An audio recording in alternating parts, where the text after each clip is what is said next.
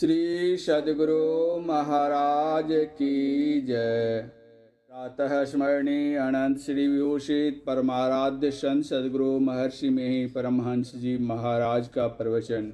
बंदी गृह में स्वतंत्रता नहीं। प्यारे लोगों, हम लोगों के सत्संग से ईश्वर भक्ति का प्रचार होता रहता है।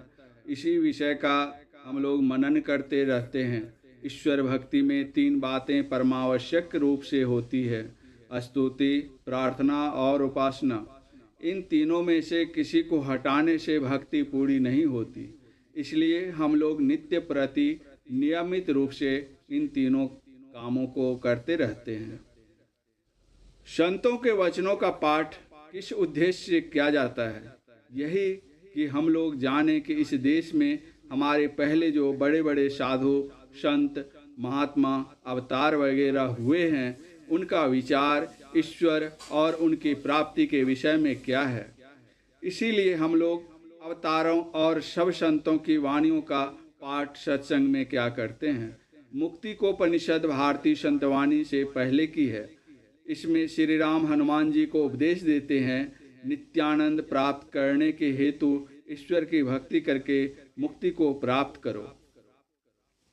जीव शरीर और संसार में बंदी हो गया है, उसका इससे छूट जाना और उसकी मुक्ति है।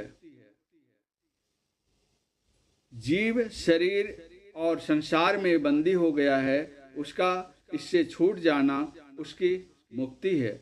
इस बंदी गृह में परे रहने से स्वतंत्रता नहीं है।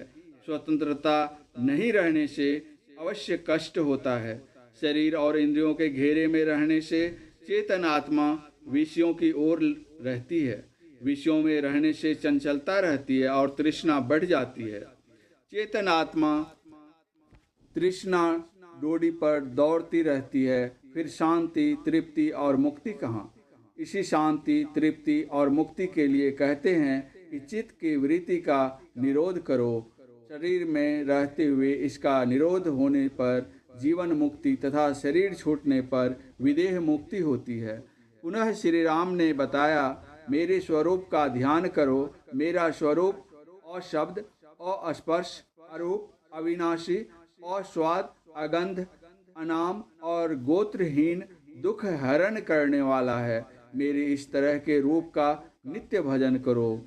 अशब्दम स्पर्श रूपमव्यं तथा रसंग नित्य मगंधवच्यत अनाम गोत्रं मम रूप मीदृशं भजस्व नित्यं पवनात्म मर्जात। इस ध्यान में बड़ी एकाग्रता की जरूरत है, क्योंकि एकाग्रता में सूरत का सिमटाव में उसकी उधर्वगति और उधर्वगति से ही माइक आवरणों से पार कर परमात्म स्वरूप का ग्रहण हो सकेगा।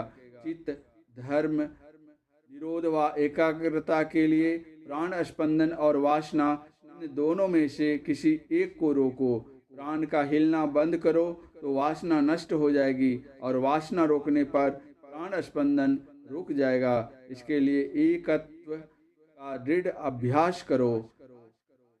ऐसा करने से जैसे बहुत जाड़े के समय हेमंत ऋतु में कमल का नाश हो जाता है, इसी तरह जो एक तत्व का दृढ़ अभ्यास करेगा तो वह काम वासना का नाश करेगा और वही परमात्म स्वरूप को प्राप्त कर परम शांति को भोगेगा।